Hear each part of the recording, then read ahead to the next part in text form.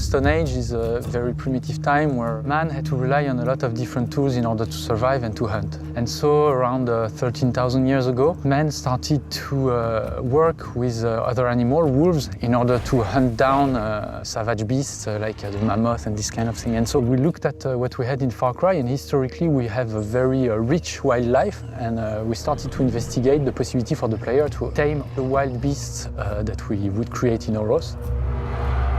All the beasts have their place, depending on how the player really wants to approach situations. With the canines, you have a beast that will explore for you, who will alert you to nearby danger and growl.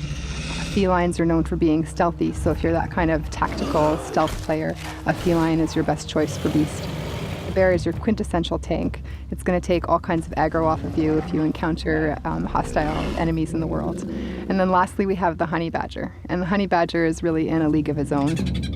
You can send them, to take out a small village. You can use them to distract enemies. You can use them to hunt. So I think it really opens up the types of gameplay that you can do. I was playing last night and I had a great moment where there was a small village with a couple of people. And I just went in with my sabretooth tiger and just slowly, one by one, we were picking out enemies. It was just such a good feeling. In Far Cry, when you come across a situation, you always want to recon it first. And you can do that from your point of view as Takar, but you can also send in your owl, who is going to act as your recon tool. He can view outposts from above, he can mark enemies, he can bomb enemies if he wishes, and the owl also has a specialized aerial attack.